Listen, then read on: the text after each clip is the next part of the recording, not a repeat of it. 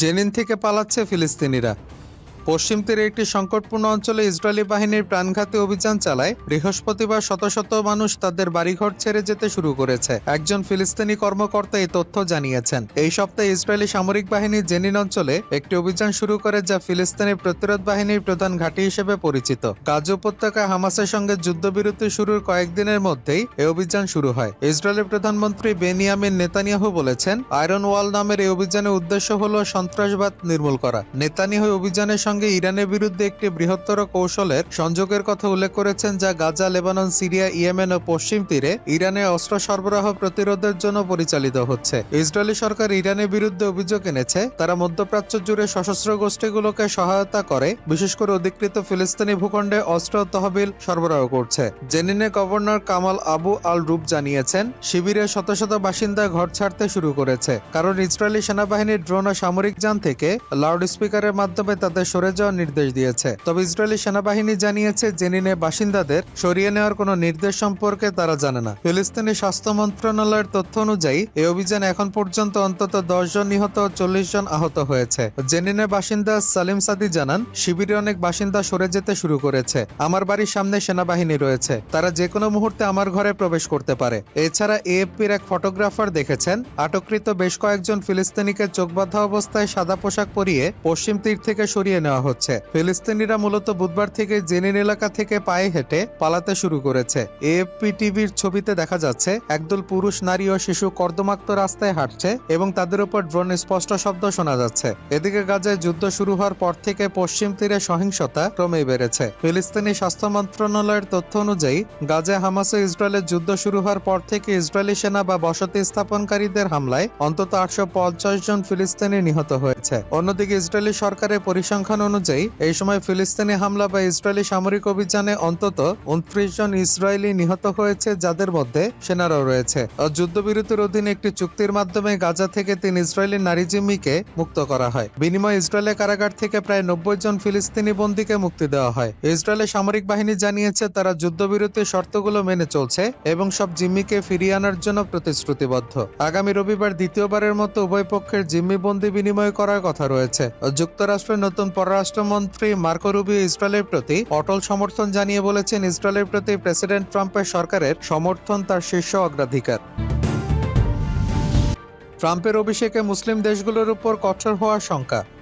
মার্কিন president Donald Trump তার দ্বিতীয় মেয়াদে প্রথম কার্যক্রম হিসেবে মুসলিম প্রধান দেশগুলোর নাগরিকদের উপর ভ্রমণ নিষেধাজ্ঞা পুনর্বহালের পরিকল্পনা করেছেন। 2017 সালে ট্রাম্প প্রথম এই নিষেধাজ্ঞা আরোপ করেছিলেন। নতুন নির্বাহী আদেশের আওতায় তা আরও বিস্তৃত হওয়ার আশঙ্কা তৈরি হয়েছে। নতুন আদেশ অনুযায়ী যুক্তরাষ্ট্রের কয়েকটি দেশের নাগরিকদের জন্য ভিসা প্রত্যাখ্যান এবং এরই মধ্যে প্রবেশ করা ব্যক্তিদের অপসারণের সুযোগ বাড়ানো হতে পারে।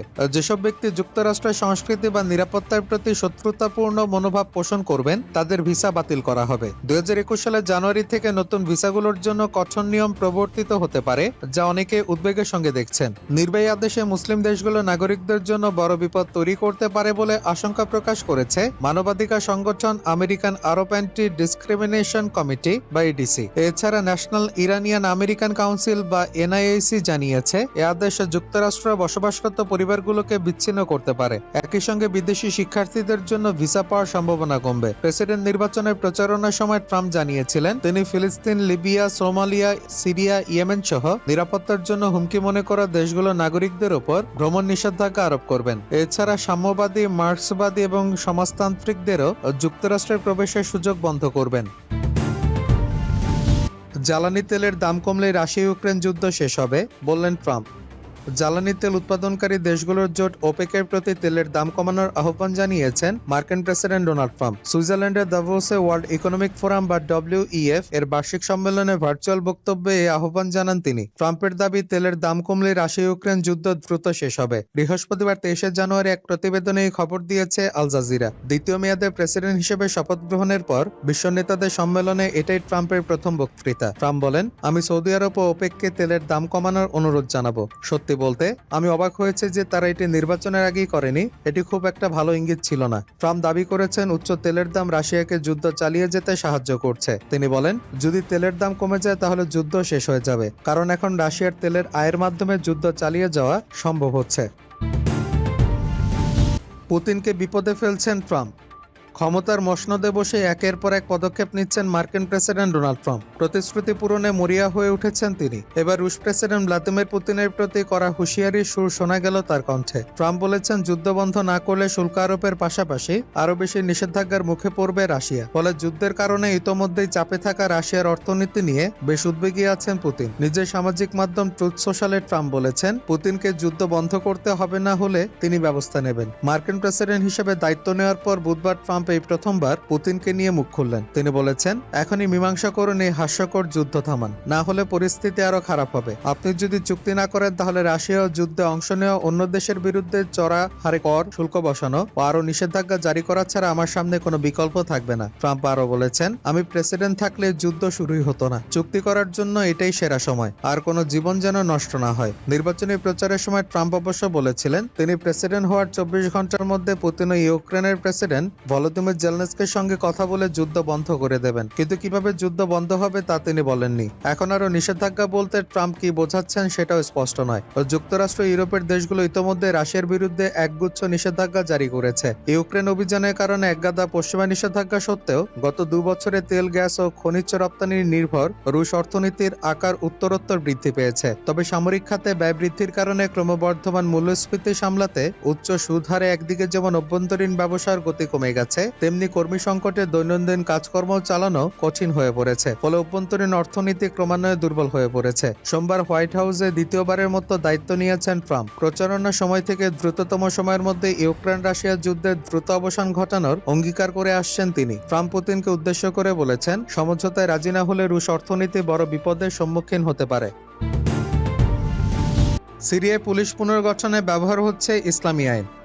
সিরিয়ার সাবেক প্রেসিডেন্ট বাশার আল আসাদের আমলে পুলিশ প্রশাসনের পুনর্গঠনে ইসলামী আইনের ব্যবহার করছে দেশটির নতুন সরকার। পুলিশ বাহিনীর প্রশিক্ষণে কাজে লাগানো হচ্ছে ইসলামী শিক্ষা। কর্মকর্তারা বলছেন, এই পদক্ষেপের লক্ষ্য হলো আসাদের কুখ্যাত দুর্নীতিগ্রস্ত নৃশংস নিরাপত্তা বাহিনীকে ঢেলে সাজানো এবং আইন শৃঙ্খলা জনগণের জানমালের সুরক্ষায় বাহিনীর মধ্যে নৈতিকতার অনুভূতি জাগানো। গত মাসে বাশার আল আসাদের পতনের পর সিরিয়ায় পুরো রাষ্ট্র ব্যবস্থা ভেঙে পড়ে। হায়াত তাহরির আল-শাম বা এসটিএস এর নেতৃত্বাধীন নতুন শাসক গোষ্ঠী দেশকে নতুনভাবে গড়ার চেষ্টা করছে। তারই অংশ হিসেবে পুলিশ পুনর্গঠন করা হচ্ছে। রয়টার্সের প্রতিবেদনে বলা হয়েছে, সম্প্রতি সিরিয়ার নতুন পুলিশ সদস্য নিয়োগের বিজ্ঞপ্তি প্রকাশ করা হয়। এর জন্য যে আবেদন ফর্ম দেওয়া হয়েছে তার একটি অনুলিপি তাদের হাতে এসেছে। সেই অনুলিপিতে দেখা যাচ্ছে, আবেদনকারীদের ধর্মীয় বিশ্বাস সম্পর্কে প্রশ্ন করছেন, কর্মকর্তার এবং নিয়োগপ্রাপ্তদের সংক্ষিপ্ত প্রশিক্ষণে ইসলামী শরিয়া আইনের উপর জোর দিচ্ছেন। দেশজুড়ে স্থিতিশীলতা নিশ্চিত করা এবং জনগণের আস্থা অর্জন করা সুন্নি মুসলিম ইসলামপন্থী গোষ্ঠী এসটিএস এর জন্য শাসন প্রতিষ্ঠার ক্ষেত্রে গুরুত্বপূর্ণ। তবে আইন শৃঙ্খলার কেন্দ্রে ধর্মকে স্থান দেওয়ার এই পদক্ষেপ একটি ধর্মীয় বৈচিত্র্যময় দেশে নতুন বিভাজন সৃষ্টি করতে পারে বলে মনে করছেন কেউ কেউ। থিঙ্ক ট্যাঙ্ক সেঞ্চুরি ইন্টারন্যাশনালের মধ্যপ্রাচ্য বিষয়ক বিশেষজ্ঞ অ্যারন লুন্ট বলেন, অনেক সিরিয়ানি এই বিষয়টি নিয়ে উদ্বিগ্ন হবেন। কেবল সংখ্যালঘুরা নয়, খ্রিস্টান, আলবি, দ্রুজ, এমনকি দামেস্ক, আলেপ্পোর মতো অঞ্চলে অনেক সুন্নি মুসলিমও এটি নিয়ে উদ্বিগ্ন হতে পারেন, কারণ অনেকেই ধর্মীয় আইন নিয়ে আগ্রহী নন। পুলিশ প্রশিক্ষণে ধর্মীয় নৈতিকতা আইন পশ্চিমা সরকারগুলোকেও ভাবিয়ে তুলেছে। তাদের আশঙ্কা, ইসলাম সিরিয়ার নতুন সংবিধানও প্রভাব ফেলতে পারে। বিদ্রোহী হায়াত তাহরির আল-শাম ও অন্যান্যরা সংবিধান সংস্কারের পরিকল্পনা করছে। নাম প্রকাশে অনিচ্ছুক এক পশ্চিমা কূটনীতিক রয়টার্সকে বলেছেন, এটি ভালো লক্ষণ নয়, তবে এটি কতটা কঠোরভাবে বাস্তবায়িত হবে তার উপরও নির্ভর করে। সিরিয়ার বর্তমান রাষ্ট্রপ্রধান আহমেদ আল-শারা পশ্চিমা মধ্যপ্রাচ্যের সরকার আশ্বস্ত করার চেষ্টা করছেন যে তার দল আল কায়েদার সঙ্গে পূর্বের সম্পর্ক ত্যাগ করেছে এবং সংখ্যালঘুদের সুরক্ষা নিশ্চিত করে মধ্যপন্থায় শাসন করবে। প্রায় 15 বছর পর প্রথমবার লেবাননে সৌদি পররাষ্ট্রমন্ত্রী। সৌদি আরবের শীর্ষ কূটনীতিক বৃহস্পতিবার লেবাননের রাজধানী বৈরুতে পৌঁছেছেন। সেখানে তিনি দেশটির নতুন নেতৃত্বের সঙ্গে সাক্ষাৎ করবেন। 1 দশকেরও বেশি সময় পর প্রথমবারের মতো সৌদি আরবের কোনো উচ্চ পর্যায়ের কর্মকর্তার লেবানন সফর এটি। লেবাননের সরকারি ন্যাশনাল নিউজ এজেন্সি জানিয়েছে, রফিক হারিরি আন্তর্জাতিক বিমানবন্দরে পৌঁছেছেন সৌদি আরবের পররাষ্ট্রমন্ত্রী প্রিন্স ফয়সাল বিন ফারহান। সৌদি পররাষ্ট্রমন্ত্রী লেবাননের নবনির্বাচিত প্রেসিডেন্ট জোসেফ আউনের সঙ্গে সাক্ষাৎ করবেন। ধারণা করা হয়, রিয়াদ ও পশ্চিমা দেশগুলোর সমর্থনে আউন প্রেসিডেন্ট নির্বাচিত হয়েছেন। বহু বছর ধরে অর্থনৈতিক বিপর্যয় ও ইসরায়েল হিজবুল্লাহ যুদ্ধে বিধ্বস্ত লেবাননের নেতারা ধনী উপসাগরীয় দেশগুলোর কাছ থেকে অত্যন্ত প্রয়োজনীয় পুনর্গঠন তহবিলের আশা করছেন। সফরের আগে প্রিন্স ফয়সাল বলেছেন, আউনের নির্বাচন অত্যন্ত ইতিবাচক, তবে রিয়াদ বৈরুতের সঙ্গে আরো জড়িত হওয়ার আগে বাস্তব পরিবর্তন দেখতে চায়। সৌদি আরব একসময় লেবাননের প্রধান বিনিয়োগকারী ছিল, কিন্তু ইরান সমর্থিত হিজবুল্লাহর ক্রমবর্ধমান প্রভাবের কারণে গত এক দশক ধরে দুই দেশের মধ্যে সম্পর্কের অবনতি ঘটে। ইসরায়েলের সঙ্গে যুদ্ধ মিত্র সিরিয়ার প্রেসিডেন্ট বাশার আল আসাদের পতনের পর হিজবুল্লাহর দুর্বল অবস্থার মধ্যে প্রিন্স ফয়সালের এই সফর এমন সময়ে হচ্ছে যখন লেবানন নতুন করে শুরু করার চেষ্টা করছে। দুই তালেবান নেতার বিরুদ্ধে গ্রেপ্তারি পরোয়ানার আবেদন। আফগানিস্তানের শাসক গোষ্ঠী তালেবানের দুই শীর্ষ নেতার বিরুদ্ধে গ্রেপ্তারি পরোয়ানা জারির আবেদন করেছেন আন্তর্জাতিক অপরাধ আদালত বা আইসিসির প্রধান কৌশলী করিম খান। বৃহস্পতিবার 23 জানুয়ারি আদালত বরাবর লেখা এক চিঠিতে এই আবেদন জানান তিনি। রয়টার্সের প্রতিবেদন মতে, তালেবানের সর্বোচ্চ আধ্যাত্মিক নেতা হাইবাতুল্লাহ আখুনজাদা ও আরেক নেতা আব্দুল হাকিম হাক্কানির বিরুদ্ধে গ্রেপ্তারি পরোয়ানা জারির আবেদন জানানো হয়েছে। তাদের বিরুদ্ধে নারী ও মেয়ে শিশুদের উপর ব্যাপক বৈষম্যের কারণে মানবতা বিরোধী অপরাধের অভিযোগ এনেছেন আইসিসির প্রধান কৌশলী। আইসিসির প্রধান কৌশলীর কার্যালয় থেকে প্রকাশিত এক বিবৃতিতে বলা হয়েছে, তদন্তকালে সংগৃহীত তথ্য প্রমাণে এটা বিশ্বাস করার যৌক্তিক ভিত্তি রয়েছে যে আখুনজাদা আব্দুল হাকিম হাক্কানি নারী ও মেয়ে শিশুদের উপর বৈষম্যের কারণে মানবতা বিরোধী অপরাধের জন্য দায়ী। হাক্কানি 2021 সাল থেকে আফগানিস্তানের প্রধান বিচারপতি হিসেবে দায়িত্ব পালন করছেন। বিবৃতিতে আরো উল্লেখ করা হয়, তালেবান যেসব নারী ও মেয়ে শিশুদের নিজেদের মতাদর্শ অনুযায়ী লিঙ্গ পরিচয় বা অভিব্যক্তির সঙ্গে মানানসই মনে করেনি, তাদেরও নারীদের সহযোগী বলে মনে করা ব্যক্তিদের উপর নিপীড়ন চালিয়েছে। এই নিপীড়নের জন্য তারা অপরাধমূলকভাবে দায়ী।